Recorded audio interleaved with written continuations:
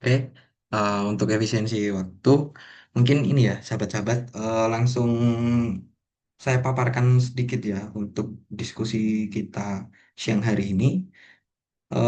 Pertama-tama, mengapa sih pada akhirnya kit- eh, kami itu mengangkat tema pendidikan membebaskan Paulo Freire?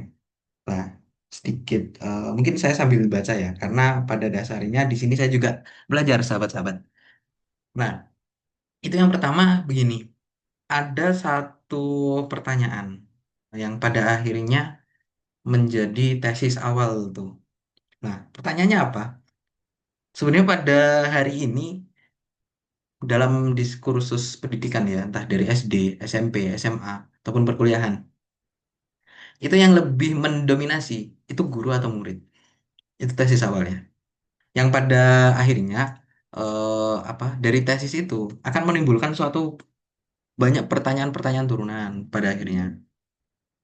Nah, dari beberapa pertanyaan turunan ini, kira-kira teman-teman, oke, kita awali saja dari ini tadi, pertanyaan awal yang krusial. Sebenarnya yang lebih banyak berbicara dalam konteks ini ya, model pendidikan, itu siapa? Siswa, guru, atau dalam konteks perkuliahan, dosen, atau mahasiswa di situ. Nah, mungkin ada yang bisa menanggapi kawan-kawan, langsung saja.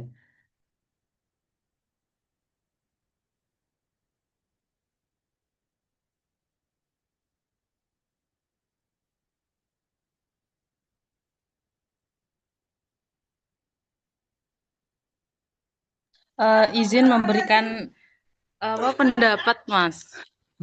Monggo, monggo, Mbak. Monggo, Mbak. Eh, Maksudnya pengalaman dari saya sebagai mahasiswa ini ya kan udah 2 tahun gitu.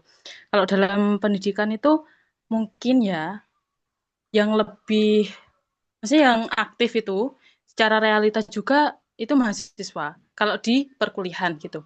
Sedangkan eh, di situ di dalam forum atau kelas itu mahasiswa itu memang seperti ada tuntutan untuk harus aktif gitu untuk mengembangkan keilmuan juga, terus melatih mental juga gitu. Jadi dosen tuh hanya sebagai fasilitator gitu, hanya sebagai pendamping gitu aja gitu.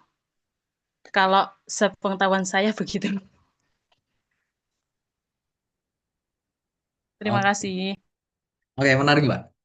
Dari sini sebenarnya ada pertanyaan lanjutan pada akhirnya. Itu secara konsep ideal, apa secara realitas? Oke, nah begini. Dalam beberapa tahun ke belakang, saya mengamati di beberapa kampus di Yogyakarta, itu dosen bukan sebagai fasilitator, tetapi dosen itu sebagai pengisi atau yang memiliki pemahaman lebih lanjut. Sedangkan dalam tataran mahasiswa, mahasiswa itu lebih ini kurang aktif dalam diskursus di dalam ruang kelas tuh. Nah, makanya pertanyaannya begitu. Kira-kira itu dalam dosen sebagai fasilitator, ini sebagai konsep ideal atau konsep realitas tuh? Kira-kira gimana, Mbak? Mbak Alda? Ya kalau menurut saya ya ya secara realitas sih. Soalnya gimana ya? Kayak soalnya di bangku perkuliahan itu waktunya kita tuh untuk mengeksplor diri gitu loh, mengeksplor apa yang kita tangkap, apa yang kita pelajari gitu loh. Terus nanti bisa eh, didiskusikan ya seperti itu gitu loh. Jadi kayak dosen tuh hanya meluruskan gitu. Memang materi kayak ilmu baru itu memang dari dosen, tetapi kita sebagai mahasiswa tuh ya eh, ya gunanya untuk mengomunikasikan, untuk mendiskusikan, Deng, untuk mendiskusikan apa yang kita peroleh gitu loh. Nah, oke, oke, oke, menarik, menarik, menarik. Nah, pada akhirnya begini, eh dalam ini ya, mungkin ini beberapa kajian yang sudah dilakukan oleh lembaga pendidikan non formal ataupun informal yang ada di Indonesia. Ternyata dari tesis mereka per hari ini itu sistem pendidikan yang ada di kita itu lebih banyak menggunakan gaya bank di situ atau kaum pendidik ini lebih banyak. memberikan ini ilmu. Sedangkan untuk kaum yang dididik kita sebagai siswa dan mahasiswa lah ya, itu sangat kurang sekali untuk berinisiatif untuk mendapatkan ilmu-ilmu baru. Nah, itu tesis dari mereka. Nah, terus pada akhirnya begini, untuk mengawali ini ya, series pendidikan membebaskan, yes, saya sedikit mempunyai gambaran bahwasanya pendidikan nasional hari ini itu guru, dosen itu lebih ini berkuasa di situ dalam lingkup intelektual ya, lingkup pembelajaran. Sehingga dampaknya mental kaum mental teman-teman siswa dan mahasiswa itu akan merasa, ih, kok ini ya lebih kuatan dosen-dosen kita dan lebih kuatan guru-guru kita. Ah, ya udahlah ngikutin mereka aja. Nah, seperti itu. Nah, pada akhirnya di sini dalam kondisi objektif ya kan. Itu yang pertama ada pendidikan tidak netral.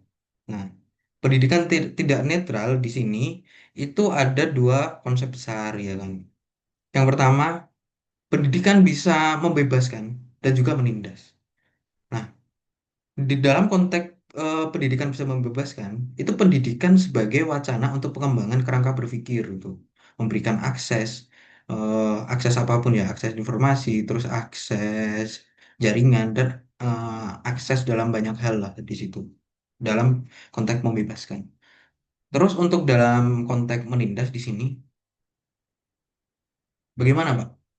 Eh, Pendidikan yang dijalankan itu fokus kebanyakan itu ya by teks pada akhirnya. By teksnya itu secara kalau misalkan kita menggunakan pendekatannya fair, itu sangat menindas. Mengapa? Di situ tidak ada kemampuan berpikir itu pada akhirnya. Yang sehingga mau nggak mau kita akan berputar-putar dalam suatu masalah, tetapi sangat jarang sekali kita bisa menyelesaikan masalah tersebut.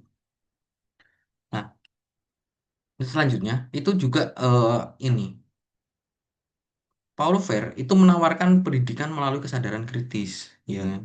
Nah, kesadaran kritis itu kesadaran yang bagaimana? Oke, pertama kita bisa merasakan, ya kan? Terus yang kedua, dari merasakan ini, kita akhirnya bertanya-tanya, sebenarnya ini langkahnya bagaimana sih sebenarnya? Ini tuh barang apa sih? Semisalkan kita menggunakan konsep ini ya,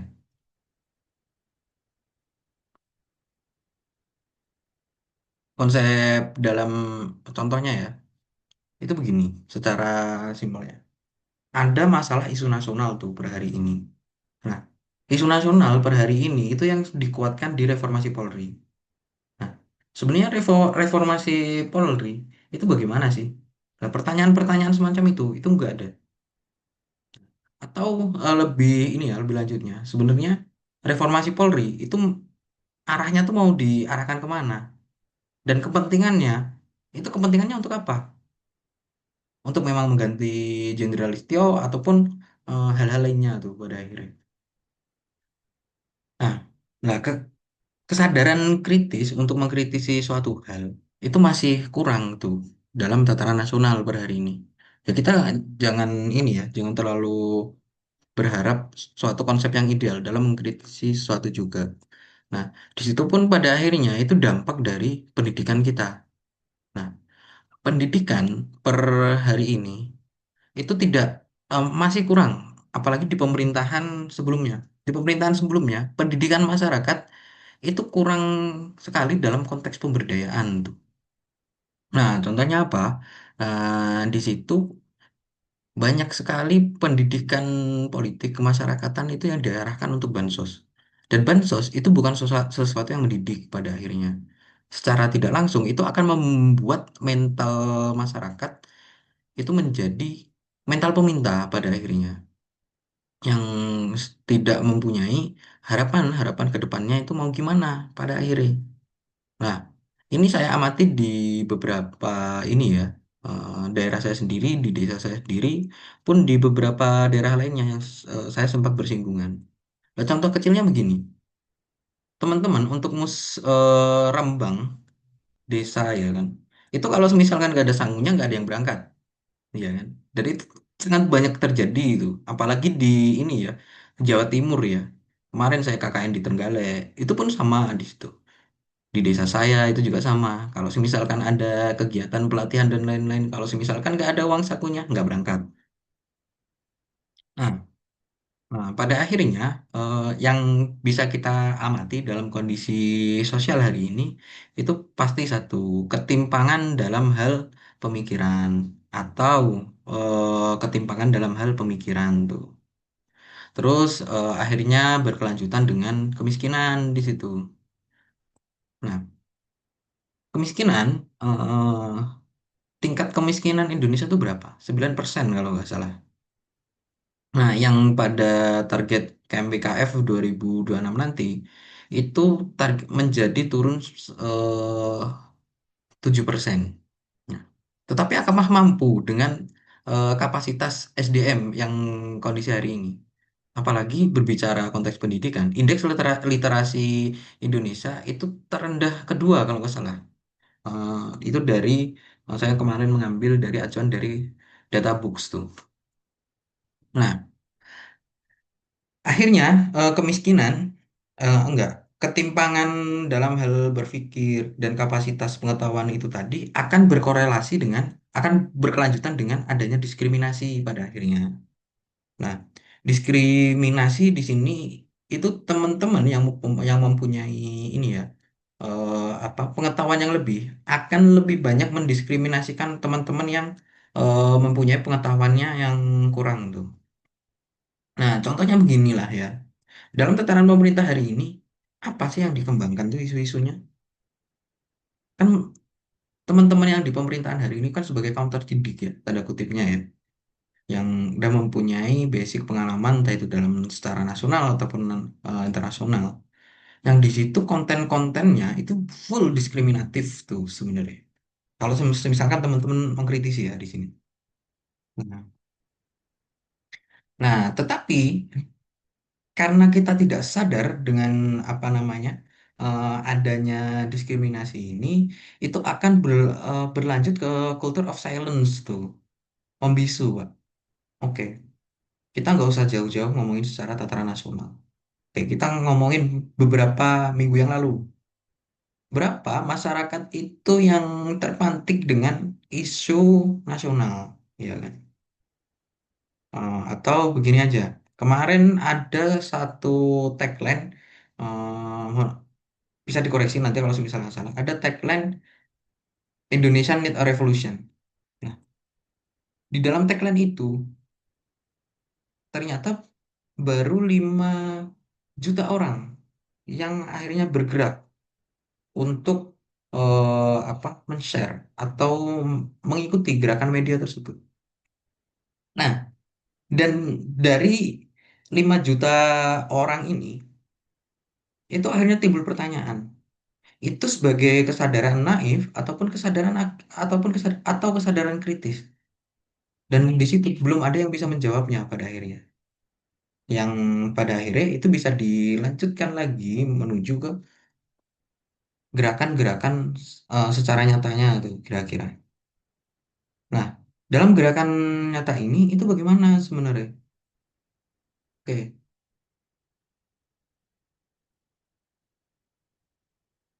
itu kan sangat jarang sekali kawan-kawan yang bergerak di tataran bawah ini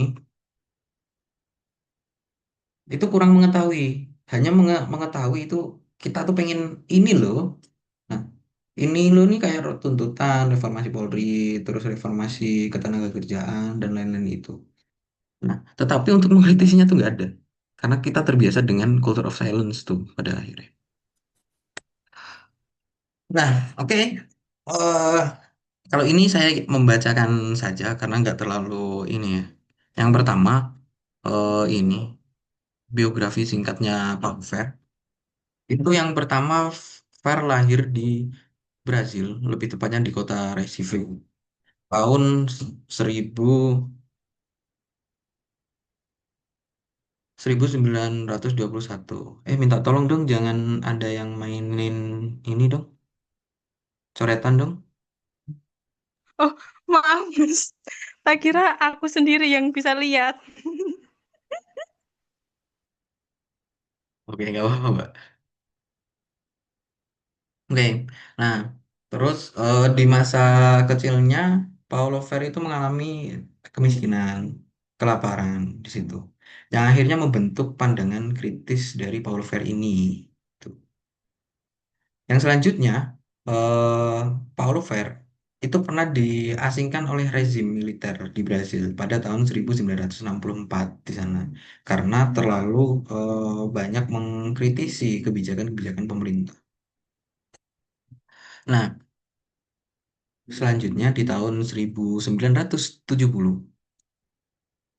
Paulo Freire itu menulis buku tuh, Pedagogy of the Oppressed itu. Nah, yang pada akhirnya itu menjadi acuan untuk pendidikan secara internasional tuh dalam pedagogi pendidikan tuh. Nah, yang akhirnya dalam warisan besar dari Paulo Freire itu sendiri, Paulo Freire itu per hari ini tuh dikenal sebagai bapak pedagogi kritis tuh. Atau bisa juga apa sebagai pencetus teori pendidikan membebaskan atau yang membuat juga bisa kita kenal sebagai yang apa pencetus konsep pendidikan kaum tertindas tuh. Nah, ini sebenarnya ini ya, sorry ini ada tipe sewaktu saya membuat ini PPT ini itu di Melisa itu sebenarnya. Nah, begini, dasar pemikiran Paulo Freire itu sebenarnya diawali dari 5 hal tuh. Nah, yang pertama itu ada personalisme, yang kedua ada eksistensialisme, lanjut ke fenomenologi, lanjut ke marxisme, dan juga yang terakhir karena Paulo Freire itu seorang pemeluk agama Kristen, dia ya yang mau nggak mau mengikuti pemikiran dari Kristen di situ. Nah, dalam konsep personalisme yang dipahami oleh Fer, yang akhirnya menjadi dasar pemikirannya yaitu terkait martabat manusia di sini. Martabat manusia itu sebenarnya begini, konsep idealnya humanisme itu sebenarnya. Sebenarnya manusia itu sebagai apa sih?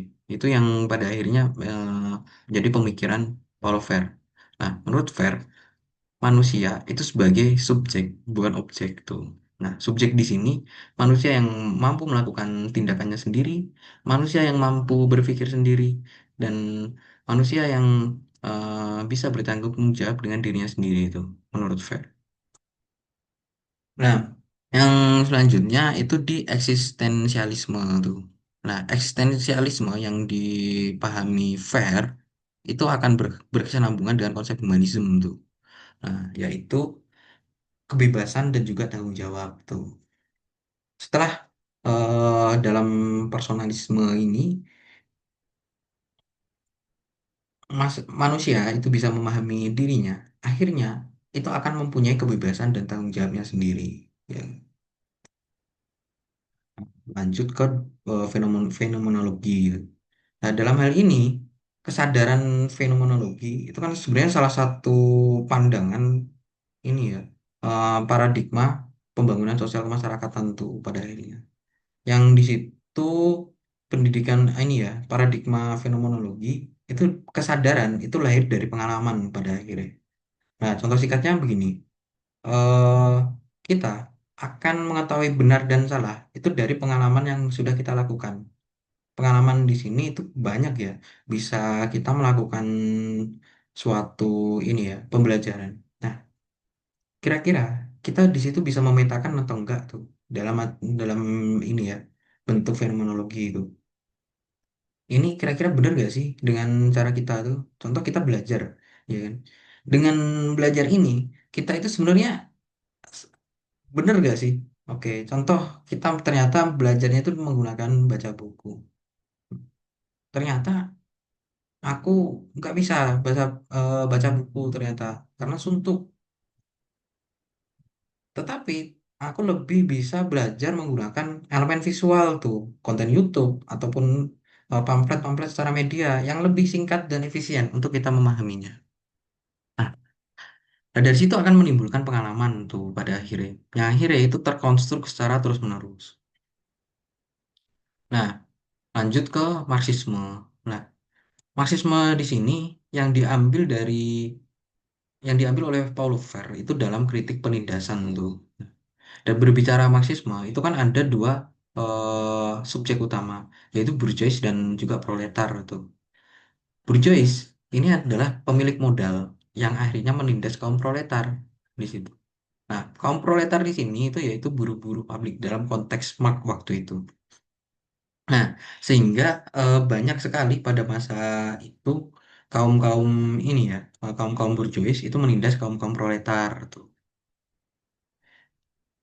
Nah, terus diamini lagi dengan corak Kristiani itu. Nah, dalam corak Kristiani itu keberpihakan pada kaum tertindas tuh. Nah, corak pemikiran Fair itu menggunakan pendekatan Kristiani lama tuh, atau perjanjian lama pada akhirnya. Karena di perjanjian lama itu sangat jelas keberpihakan Kristiani dalam ini ya, keberpihakan ya. Sebenarnya kita Kristiani itu berpihak ke mana sih sebenarnya? Berpihak ke kaum penindas atau kaum yang tertindas tuh. Nah, dalam perjanjian lama itu sangat jelas keberpihakan kaum Kristiani itu pada kaum tertindas.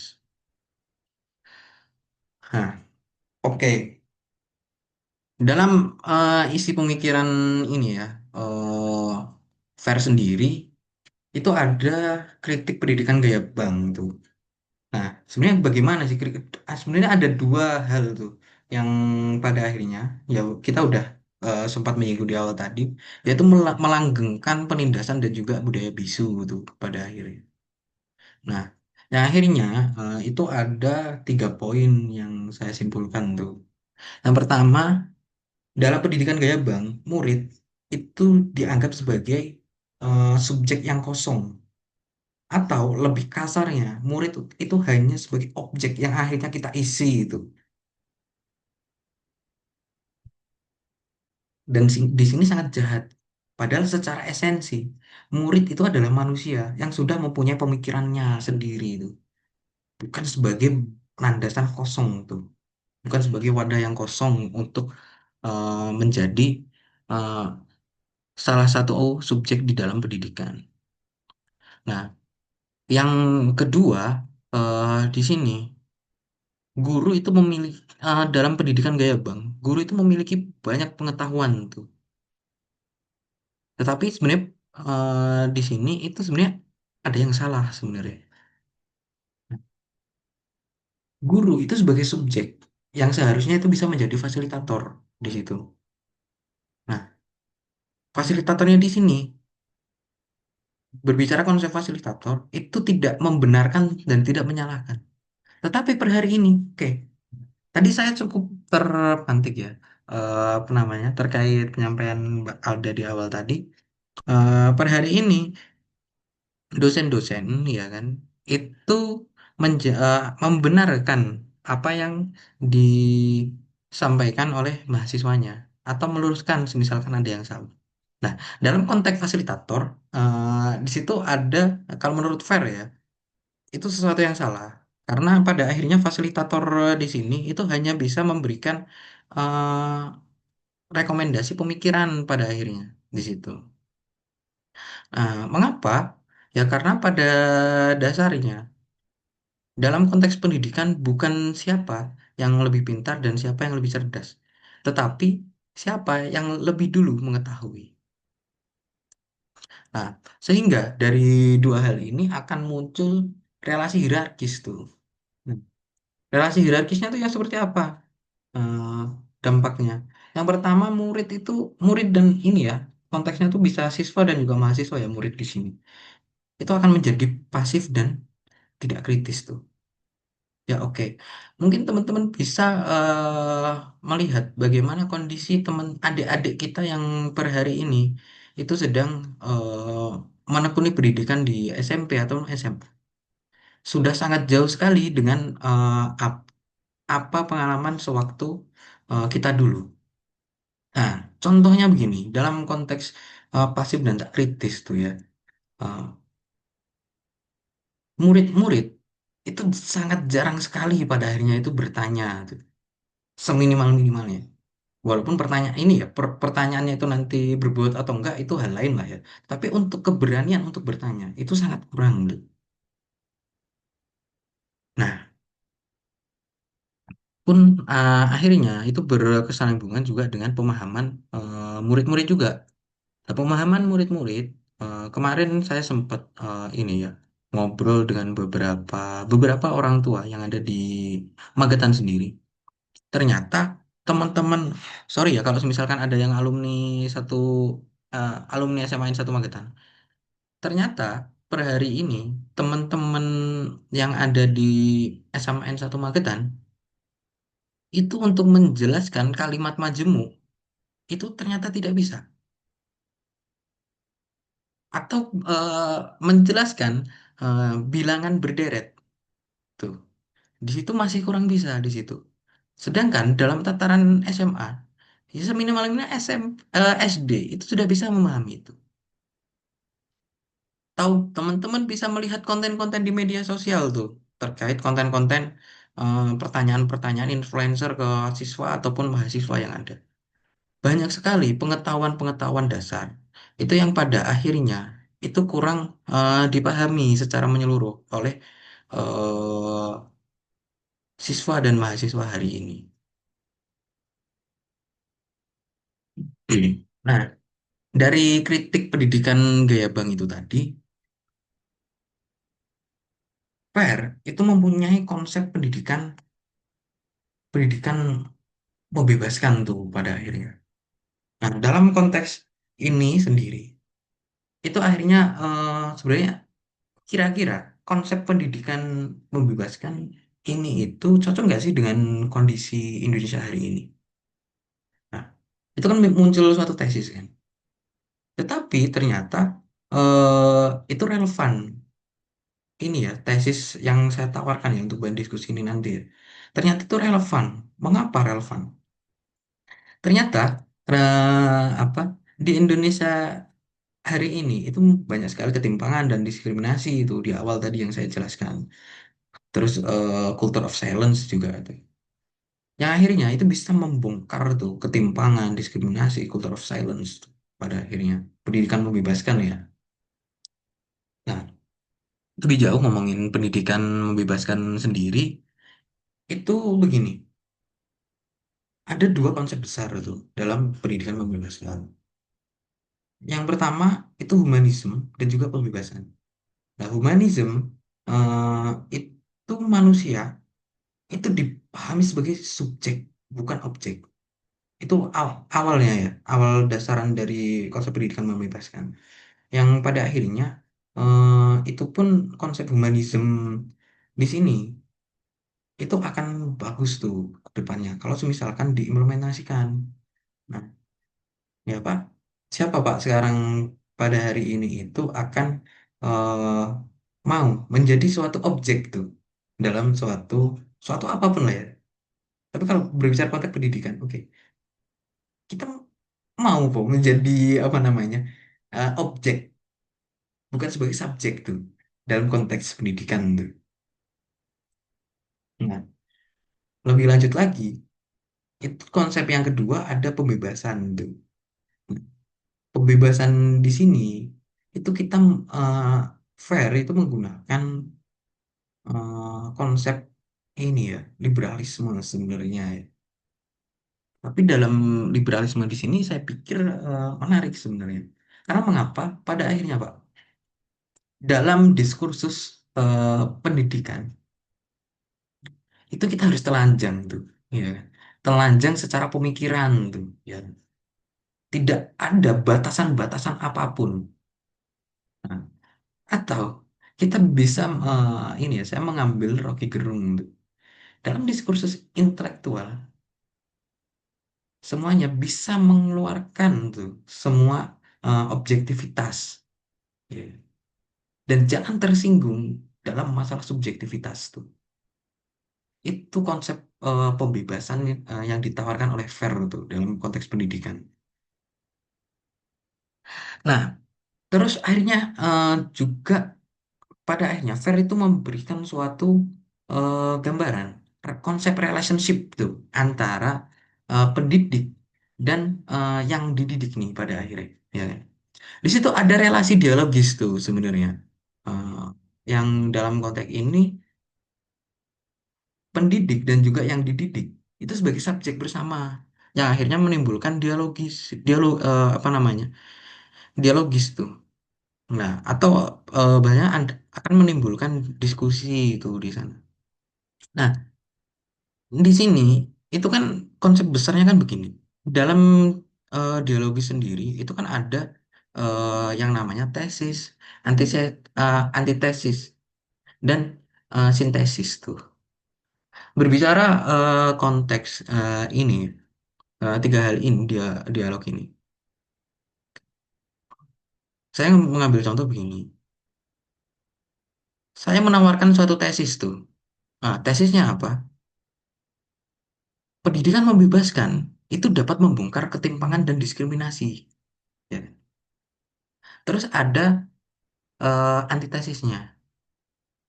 Nah, ternyata pendidikan membebaskan itu bisa membongkar ketimpangan dan diskriminasi yang ada di Brasil, bukan di Indonesia. Nah, dari dua hal ini, kalau misalkan kita kaji lebih lanjut, ya kan, apa benar sih? Nah, yaudah kita kaji dulu, kayak kita by data, kita nyari indeks literasi, kita nyari indeks ketimpangan dari apa namanya tesis dan antitesis ini, yang akhirnya kita diskusikan di situ. Yang pada akhirnya itu akan berkelanjutan pada kita bisa menyimpulkan eh, dari tesis dan antitesis ini. Oh, ternyata memang benar pendidikan eh, sintesisnya ternyata ternyata memang benar. Pendidikan membebaskan Paulo Freire itu bisa diterapkan di Indonesia. Nah, landasannya eh, itu dengan komunitas literasi-literasi yang ada. Ternyata komunitas literasi yang udah pernah ada eh, itu bisa berhasil tuh membebaskan pertama dalam konteks pengetahuan di situ. Terus wacana-wacana anti diskriminasi ternyata bisa digaungkan melalui itu. Nah, berarti langkah selanjutnya apa? Langkah selanjutnya berarti kita merubah tuh kurikulum pendidikan. Kurikulum pendidikan harus menggunakan konsep pendidikan membebaskan pada akhirnya. Nah, dari dua relation ini yang membentuk dialog ini tadi, itu akan berkelanjutan dengan menumbuhkan kesadaran kritis di sana, ya kan? Kita sebagai siswa akan apa? Kita sebagai siswa dan juga pendidik kita ya, mentor lah tanda kutipnya, itu akan banyak berdiskusi, terus akan banyak mewacanakan sesuatu, apa namanya, mempertanyakan sesuatu juga ya yang pada akhirnya secara tidak langsung akan berkesinambungan dengan kesadaran kritis kita itu meningkat tuh. Yang awalnya kita ngomongin isu nasional, oh ya kita tuntut Jenderal Listio Sigit Prabowo untuk turun, misalkan kayak gitu. Nah, pas kalau kita berbicara kesadaran kritis, oh ternyata bukan di sananya. Ternyata kita mulai merevisi terkait UU Polri-nya tuh, karena ternyata UU Polri itu sudah tidak direvisi dari tahun 2022 tuh. 2002, sorry. Nah, dan ternyata di situ ada masalah tuh. Masalahnya apa? Yang pertama, ternyata dalam segi peran Polri itu kurang jelas dalam UU tuh, pun dengan peraturan pemerintah lainnya. Yang pada akhirnya kita harus merekomendasi A, B, C, D. Nah, terus poin kedua, ternyata yang membuat polisi hari ini itu bertindak anarkis itu dari segi persyaratan masuk Polri. Ternyata persyaratan masuk Polri itu dari tataran teman-teman SMA itu sudah bisa. Oh, berarti kita merekomendasikan pada akhirnya, oh, syarat untuk menjadi Polri seminimal-minimalnya itu S1. Nah, sehingga eh, itu kan ini ya, tawaran awal yang akan berlanjut pada akhirnya rekomendasi itu, ya kan. Eh, kita berbicara masalah, ya kan, isu setelah isu kita akan apa meneliti sebenarnya benar nggak sih masalah sama isu ini yang akan berkelanjutan dengan rekomendasi itu rekomendasinya. Oh, rekomendasinya A B C D. Nah, kelanjutannya apa? Monitoring itu dan evaluasi sebenarnya ke depannya. Nah, kira-kira contohnya sedikit singkatnya seperti itu, kawan-kawan. Nah, selain itu, FAIR itu juga menawarkan pro- pendidikan problem posing education tuh. Yang di sini itu ada ini ya, ada 3 poin tuh. Yang pertama itu sebagai alternatif untuk melawan banking education tuh. Pendidikan gaya bank tadi yang sudah kita bahas tadi. Dalam problem posing education itu sebenarnya ini ya turunan dari pendidikan membebaskan itu tadi ya sebenarnya. Itu ya berbentuk dialogis dan juga partisipatif dari antara kaum pendidik dan juga yang dididik ini. Nah, terus untuk titik poin dari problem posing education itu berfokus pada realitas siswa tuh, realitas yang dididik tuh kira-kira. Nah, itu seperti apa sebenarnya kawan-kawan? Nah, berpusat pada realitas siswa. Di sini itu ya yang seperti saya jelaskan tadi, pengalaman-pengalaman dari masing-masing individu itu ditawarkan tuh dalam pembelajaran tuh pada akhirnya. Oh, begini. Ternyata saya tidak bisa perkalian besar tuh. Dari perkalian 10 ke atas lah ya. Nah, yang pada akhirnya di situ guru akan menjadi fasilitator, akan mengarahkan tuh. Oh, kalau misalkan nggak bisa kayak gini, kita menggunakan pendekatan ini. Menawarkan tapi bentuknya, bukan mengintervensi itu. Nah, terus dalam ini ya, apa? Dalam problem posting education sendiri yang sependek sepengetahuan saya ya, itu refleksi pada realitas itu tadi yang akhirnya berkelanjutan dengan adanya aksinya itu. Aksinya itu seperti apa? Ya rekomendasi-rekomendasi itu tadi gitu. Ya kan, rekomendasi-rekomendasi itu akan yang perlu kita jalankan pada akhirnya. Lanjut ke pelaksanaan tuh. Nah, pun sampai dengan beberapa metodenya ya. Sebenarnya ini bisa menggunakan pendekatan POAC juga sebenarnya atau logika riset sebenarnya. Mungkin teman-teman yang sudah lebih dulu sarjana pasti lebih paham lah terkait logika riset tuh. Mungkin kita pertama identifikasi masalah, terus urgensi, terus metodenya, terus hasilnya bagaimana, terus rekomendasinya pun sampai kita simpulin tuh. Nah, tetapi dalam riset sendiri, sebenarnya itu ada patahannya ya dalam riset akademik itu. Paskanya itu tidak ada monitoring tuh. Sebenarnya rekomendasi kita itu dijalankan apa enggak tuh sebenarnya. Nah, pada akhirnya sebenarnya pendekatan yang lebih bagus itu pendekatan metodologi analisis sosial tuh pada akhirnya sebenarnya. Nah, terus juga dalam pendidikan membebaskan, Paulo Freire itu menawarkan pedagogi itu sebenarnya. Nah, pedagogi di sini itu ada 2 hal, masih sama seluruh. Tetapi pada akhirnya yang di sini pedagogi kritis yang ditawarkan FAIR itu keberpihakan pada pembebasan. Atau bisa kita tafsirkan juga berpihak pada kaum tertindas tuh sebenarnya. Nah, jadi yang ditawarkan oleh FAIR di sini kita itu harus menjadi agent of change tuh, memang benar-benar itu dalam masyarakat. Dan di situ kita itu jangan menjadi, oh kita ini loh kaum intelektual loh, kita ini cerdas loh. Oh berarti kita harus merubah masyarakat tuh. Gak begitu konsep yang ditawarkan Fair. Tapi kita mulai dari asesmen, terus mulai bergaul dengan mereka dan juga sedikitnya kita memberikan input-input tuh. Tapi di situ sifatnya itu secara tidak langsung tuh, bukan secara langsung. Nah, selanjutnya di pedagogi.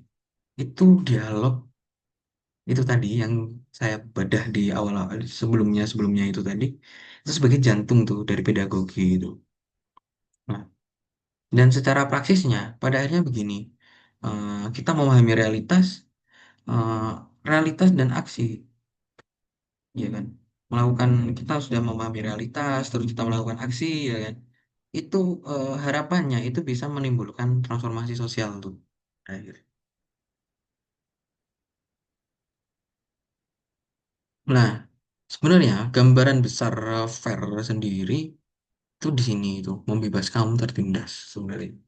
Nah, penindasan tuh sebenarnya banyak ya sebenarnya. Tapi di sini saya mengerucutkan di tiga hal dulu tuh. Saya mensimplifikasinya menjadi tiga. Yang pertama itu dalam penindasan material tuh. Nah, penindasan material itu sangat simple Pak di sini. Sangat dekat dengan kita. Sebenarnya tanah kita ya. Itu sebenarnya hak kita atau hak negara tuh sebenarnya pada akhirnya. Ya oke, dalam Undang-Undang Dasar itu memang pada akhirnya kita hanya berhak untuk mengelola, tapi bukan memiliki itu sebenarnya. Nah, di situ sebenarnya kalau dalam konsepnya fair itu sebagai bentuk-bentuk penindasan tuh sebenarnya. Nah, yang selanjutnya itu di penindasan secara kultural. Nah, penindasan secara kultural ini sangat banyak sekali terjadi. Oke ya. Pertama satu, eh for information, saya di sini kan ini ya berangkat dari golongan Nahdien sebenarnya. Saya orang Nahdien di sini. Nah, yang dipahami oleh banyak banyak banyak orang awam itu kiai mutlak tuh dalam kultur Nahdien tuh, ya kan? Apa jari kiai lah bahasa kasar. Dan kalau misalkan kita mengkritisi di situ akan banyak sekali apa ya? Gak manut kiai berarti ra bener. Oh, walat lho engko nek pomone apa jenenge orang manut karo Mbah Yai dan lain sebagainya. Tetapi di situ sebenarnya sekarang udah mulai banyak ya yang mengkritisi terkait model model Nahdien masa lampau ya. Yang sebenarnya itu salah satu penindasan dalam hal kultural tuh. Nah, yang selanjutnya itu di penindasan ideologi pada akhirnya. Nah, pendidikan dulu penindasan secara ideologi ini, oke, ya sebelumnya bukan bermaksud untuk ini ya mempertanyakan ideologi nasional ya. Nah, sebenarnya ideologi nasional hari ini itu kepenting apa ya? Harapan dari seluruh masyarakat Indonesia atau hanya kelompok-kelompok tertentu yang dicanangkan sebelum kemerdekaan tuh. Nah, di situ kan pada akhirnya kan kita akan menimbulkan suatu pertanyaan. Ya, pada perumusan ideologi negara di tahun sebelum tahun kemerdekaan, sebelum 17 Agustus 1945. Sebenarnya yang terlibat itu siapa saja, ya kan? BPUPKI, PPKI, ya kan? Nah, itu sebenarnya ada sebenarnya representasi dari masyarakat atau bukan sih sebenarnya? Itu kan pertanyaan-pertanyaan yang hari ini perlu kita luruskan sebenarnya, perlu kita jawab untuk depannya. Nah, di situ BPUPKI jelas itu hanya beberapa orang. Pun dengan PPKI pada akhirnya itu berapa orang tuh di sana. Nah, yang di situ akhirnya mereka tuh merumuskan memang ideologi negara dirumuskan.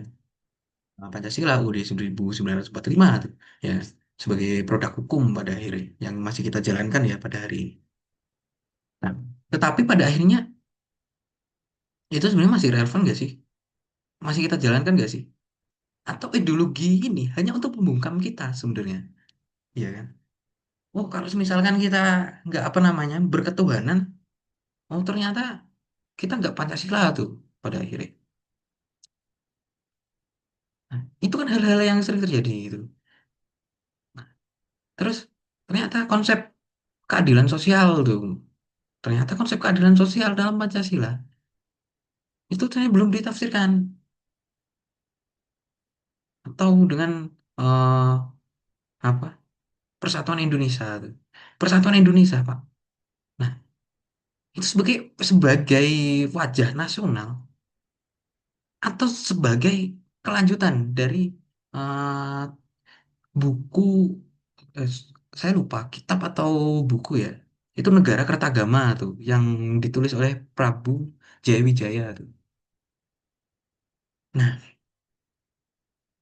sorry kok Prabu Jayawijaya. Saya lupa penulisnya siapa. Intinya itu buku Negara Kertagama tuh. Yang di situ kita sebagai masyarakat Jawa ya itu harus menguasai seluruh tataran Nusantara tuh. Itu ide-ide besar yang ada di Negara Kertagama. Dan itu bisa dibuktikan tuh. Ya. Dibuktikan kenapa? Per hari ini Jawa itu sebagai kunci itu dalam tataran politik nasional. Itu yang pertama. Yang kedua, dalam sasaran target prioritas nasional dalam skop pembangunan ya. Pembangunan ini banyak pembangunan manusia, pembangunan infrastruktur, pembangunan sosial kemasyarakatan dan lain sebagainya. Itu disentralkan di Jawa semua. Pun juga dengan beberapa hal lainnya tuh. Ya. Nah, yang pada akhirnya bertanya-tanya tuh dalam konteks ideologis pada hari ini tuh. Sebenarnya yang mau ditawarkan dalam tataran nasional itu sebenarnya lokal wisdom seluruh Indonesia atau hanya lokal wisdom Jawa tuh pada akhirnya. Ya, ya pada akhirnya kan itu kan sebagai alat-alat penindasan sebenarnya secara tidak langsung ya. Tetapi itu kan udah berjalan sampai per hari ini pun. Ya. Nah, seperti itu kawan-kawan. Nah, terus juga apa dalam konteks pendidikan ini ya, membebaskan kaum tertindas, itu menghilangkan culture of silence tuh pada akhirnya. Nah, ya di situ kita bisa mempertanyakan sesuatu, mendiskusikan sesuatu, dan mewacanakan sesuatu sampai melaksanakan sesuatu tuh. Ya. Dan di situ pun per hari ini kan masih kurang tuh di tataran masyarakat nasional tuh hari ini. Apalagi berbicara konteks Magetan ya. Ya sore itu sih. Kemarin sempat beberapa kali saya bertemu dengan beberapa instansi terkait. Mulai dari tataran eksekutif, terus tataran legislatif juga. Itu begini, kapan Magetan ini bisa maju, ya kan? Ya masyarakatnya aja nggak sadar di situ, ya kan? Dalam konteks apapun di sini sebenarnya. Nah, nah contoh kecilnya satu, ya sorry ya, kalau misalkan di sini ada teman-teman dari ini ya, yang berangkat aksi di depan gedung DPRD Magetan kemarin. Nah, di situ, oh ternyata mahasiswa Magetan yang melakukan aksi di gedung DPRD itu eh, bukan berangkat dari kajian tuh, hanya berangkat dari keresahan. Nah, yang pada akhirnya eh, apa yang disampaikan, apa yang diaspirasikan hanya berbentuk normatif dan kurang relevan dalam konteks pembangunan Magetan tuh. Ya, maksudnya rekomendasinya apa gitu loh? Nggak ada kan? Nah, di situ akhirnya nggak sesuai kalau kita berbicara membebaskan kaum tertindas tuh pada akhirnya. Selanjutnya, pada akhirnya jalan pembebasan itu akan berkelanjutan dengan adanya kesadaran kritis dan juga aksi kolektif tuh. Aksi kolektif tuh aksi bersama ya. Ya. Nah, oke, pertama kita sadar tuh secara pemikiran, secara pengetahuan tuh, ya kan? Oh, ternyata per hari ini Magetan itu butuh A, B, C, D. Nah, sebelum ke sana ternyata masalahnya A, B, C, D, ya kan? Oh, nah selanjutnya, oh transformasinya bagaimana? Oh, transformasinya kita harus melakukan A, B, C, D juga kan? Nah, yang akhirnya berkelanjutan dengan adanya aksi kolektif secara bersama tuh. Nah, aksi kolektif secara bersama di sini itu bisa menjadi banyak hal sebenarnya bersama di sini. Nah, entah itu nanti ini ya penawaran, saya punya penawaran itu Pemuda Magetan Institute ini ke depannya itu menjadi elemen kolaborator tuh ke seluruh jaringan kepemudaan yang ada di Magetan, mulai dari tataran mahasiswa, siswa dan lain sebagainya, ataupun ke elemen kemasyarakatan. Oke, dalam skop pendidikan, oke, jaringan-jaringan orda-orda yang ada di seluruh Indonesia kita himpun tuh dalam Pemuda Magetan Institute. Terus lanjut ke organisasi-organisasi yang ada, organisasi eksternal, PMI, HMI, IMM, GMNI, dan lain-lain tuh. Terus lanjut juga ke apa namanya? dalam isu ekonomi itu. Oh, ternyata kita perlu ini membentuk jaringan wirausaha muda Magetan tuh, ya kan? Oh, berarti langkah awalnya kita harus menemui dengan jaringan wirausaha Magetan hari ini. Terus, oh, ternyata kita perlu menemui beberapa objek-objek kewirausahaan Magetan tuh, kampung kampung susu Singlangu, terus pengusaha batik di Sidomukti dan lain sebagainya. Nah, dalam konteks kepemudaan pada akhirnya eh kita harus menghimpun semuanya tuh, elemen-elemen tuh. Oke, di tataran organisasi kemasyarakatan, berbicara Magetan itu kan ada dua hal yang sangat menonjol tuh sebenarnya. Yang pertama ada NU sama Muhammadiyah. Dalam NU itu ada Ansor, Fatayat, terus ada IPNU, IPPNU, ya kan. Itu kita rangkul tuh bersama tuh akhirnya menjadi satu kesatuan yang di situ tidak ada hal perbedaan. Kita berangkat bareng atas nama pembangunan Kabupaten Magetan. Nah, terus di apa namanya di Muhammadiyah ada pemuda Muhammadiyah, ada Nasyatul Aisyah tuh di situ. Pun dengan beberapa ini ya jaringan-jaringan gerakan lain ya, ada FMAM, terus ada terus apa namanya, kalau misalkan media part sampai di media partner pun kita perlu kolaborasi itu. Ada ini Magetan, Magetan kita, Magetan banget, Magetan viral dan lain sebagainya, berita Magetan itu kita himpun tuh dalam satu kesatuan tuh pada akhirnya. Nah, sehingga objek-objek pembangunan Magetan, objek-objek pembangunan Magetan itu bisa berkelanjutan tuh pada akhirnya. Kalau ada kolaborasi multi stakeholder di sini, ya kan? Nah, itu berbicara aksi kolektif itu saya membayangkan seperti itu kawan-kawan, ya kan? Pertama dalam tataran legislatif, ya kan? Terus tataran eksekutif, ya kan? Terus lanjut ke tataran apa namanya?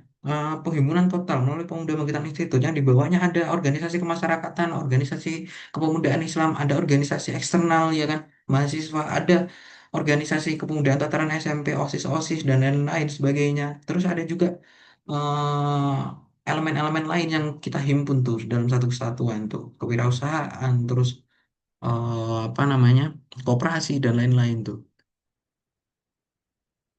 Nah, sehingga aksi kolektif ini tuh wacananya tuh wacana untuk pembangunan Magetan ke depannya. Untuk kita berbicara konteks kaum membebaskan kaum tertindas sebagai contoh tuh tadi. Nah, pada akhirnya dalam ini ya, dalam pendidikan konsep pendidikan membebaskan yang ditawarkan fair itu yang pertama satu pendidikan sejati yaitu praktik untuk pembebasan tuh ya kan pembebasan dalam banyak hal ya sebenarnya. Yang selanjutnya, keberpihakan itu kita harus jelas tuh sebenarnya. Keberpihakan kita itu ke penindasan atau pembebasan atau secara subjek. Kita sebagai kaum penindas atau kaum yang apa namanya, kaum tertindas, kita harus berpihak di mana di situ. Nah, akhirnya relevansinya dengan kondisi Indonesia ataupun secara khususnya di Magetan ya akan mencetak generasi kritis dan partisipatif tuh pada akhirnya. Nah, terus sebelum saya tutup yang akhirnya kita lanjutkan ke diskusi ya kan. Saya ingin mengutip salah satu ini ya eh, perkataan dari Fer tuh di bukunya Pendidikan Kaum Tertindas tuh ya kan. Di sana Fer itu berbicara tidak ada pendidikan netral. Pendidikan bisa jadi instrumen penindasan atau praktik kebebasan. Fer 1970. Oke, mungkin itu kawan-kawan sedikit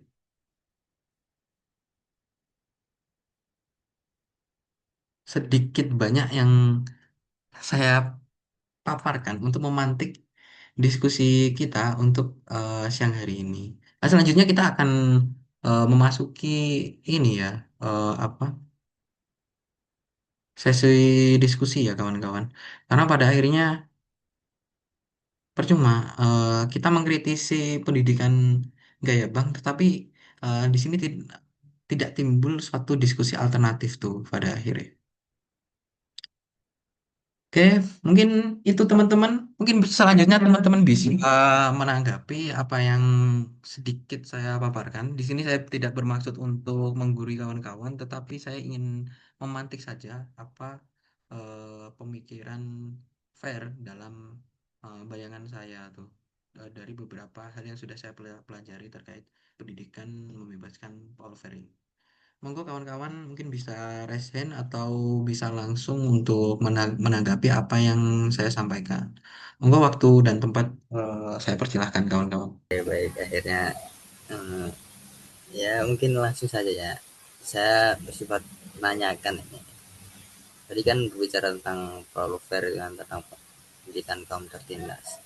Nah, menurut sampean Mas, itu bagaimana sih langkah, khususnya langkah untuk mahasiswa ini eh, terbebas dari pendidikan-pendidikan yang tidak ideal yang sudah disebutkan Paulo Freire itu? Terima kasih.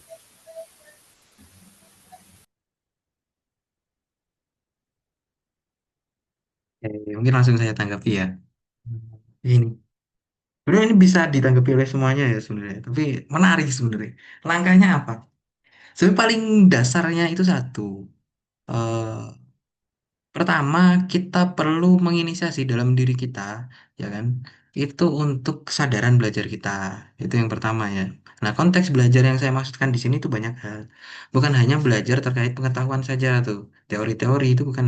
Tetapi dalam pembelajaran emosi kita harus belajar juga, kawan-kawan. Iya kan?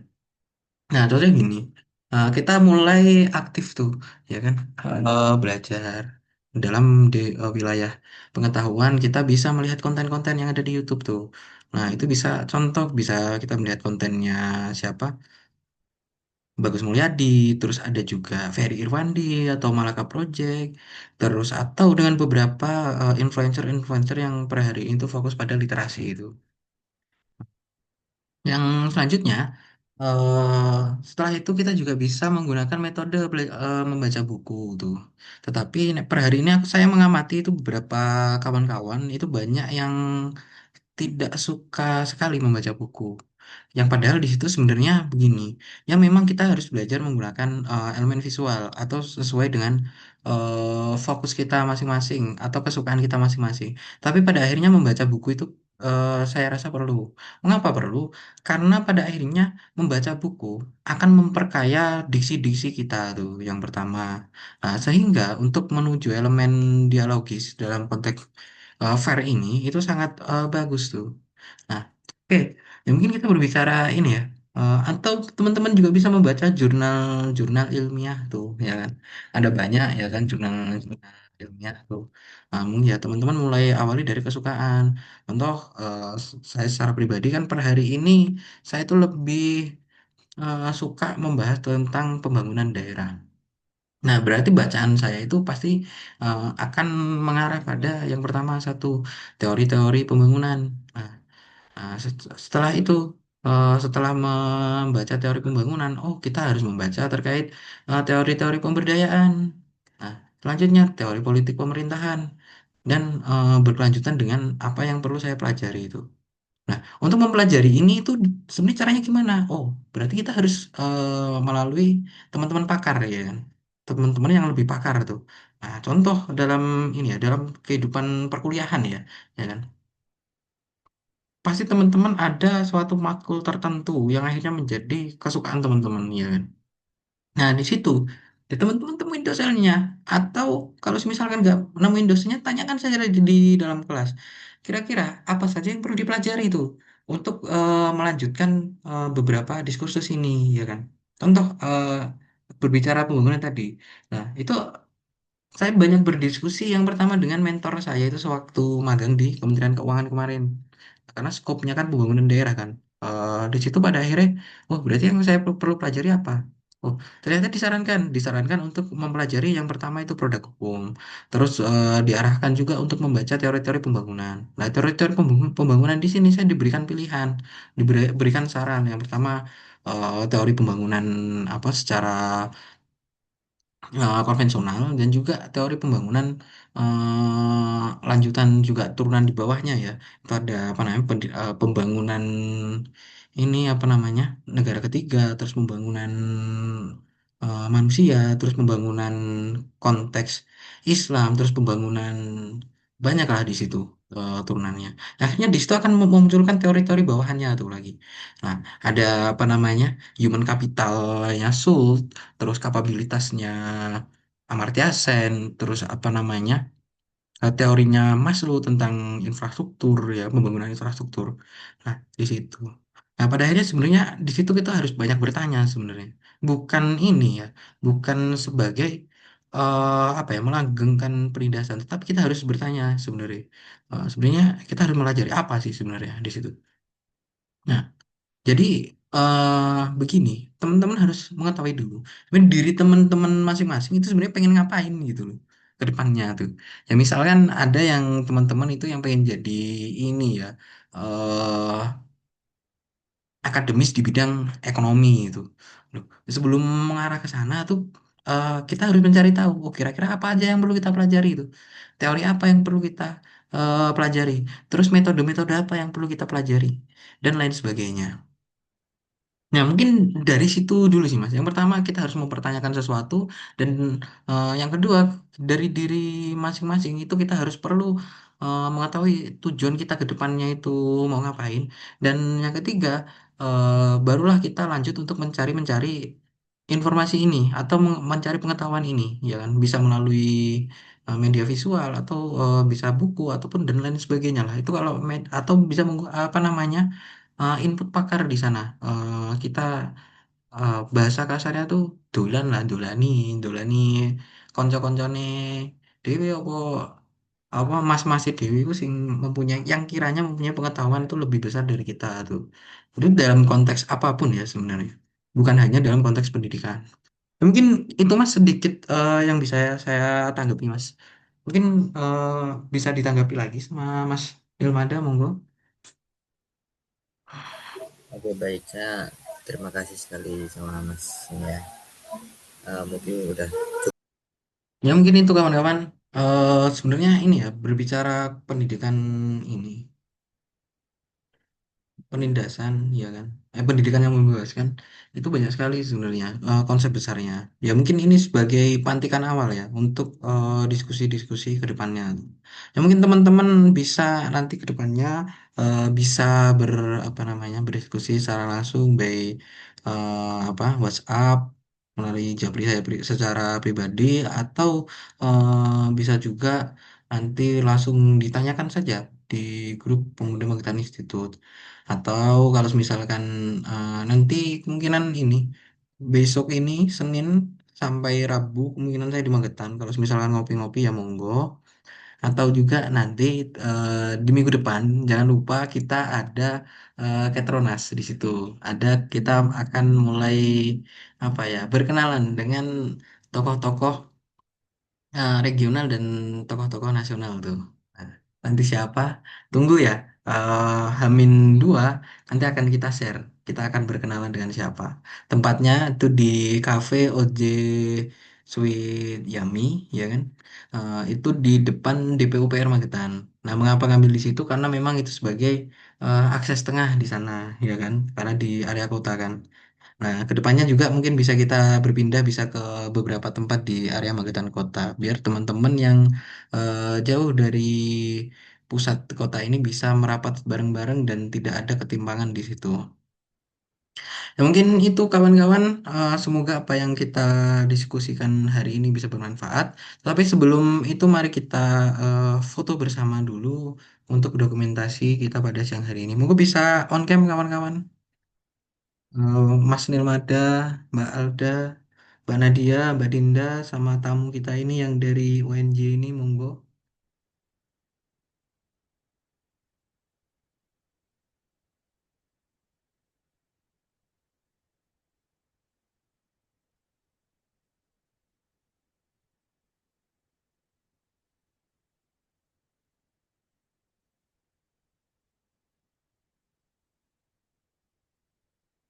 Wih, Mas Gondrong ini.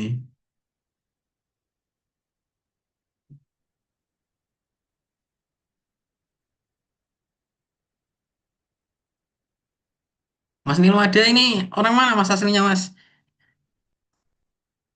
Saya aslinya orang Demak, Jawa Tengah. Oh asli Demak ya Mas ya. Iya. Wah makasih banyak Mas sudah ikut terlibat dalam diskusi Pemuda Bangkitan Institut.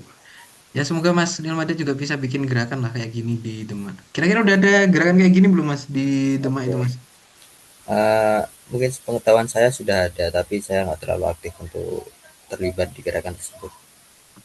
Oh, siap siap. Monggo Mbak Alda, Mbak Nadia, ayo. Apa jangan ojo isin-isin podo apa sini podo seno ya masuk isinan.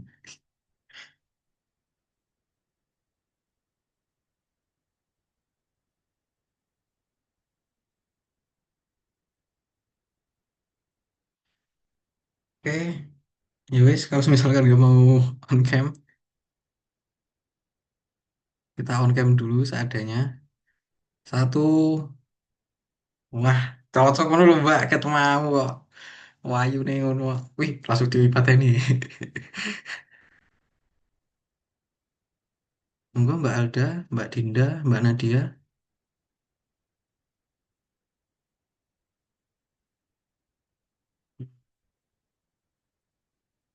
Oke, kita hitung ya. Satu, dua, tiga.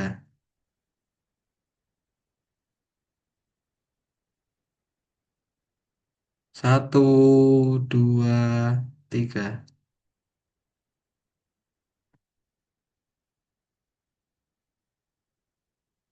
Oke, terima kasih kawan-kawan. Semoga apa yang kita diskusikan pada siang hari ini itu bisa bermanfaat. Nah, harapan ke depannya teman-teman lebih bisa aktif lagi dan jangan lupa untuk mengisi yang belum mengisi pretest bisa mengisi pretestnya terlebih dahulu. Nah, besok pagi kami akan share uh, post test untuk melihat kira-kira apa ya pemahaman teman-teman terkait pendidikan membebaskan itu sampai mana tuh dalam konsep Palover. Terima kasih kawan-kawan. Wallahul muwaffiq ila aqwamit thoriq. Wassalamualaikum warahmatullahi wabarakatuh. Waalaikumsalam warahmatullahi wabarakatuh. Terima kasih, Mas. Sama-sama Mbak E. Makasih Mas Nilwada, Mbak Alda, Mbak Nadia, sama tamu kita ini dari UNJ sama Mbak Dinda. Saya matikan ya mic-nya ya.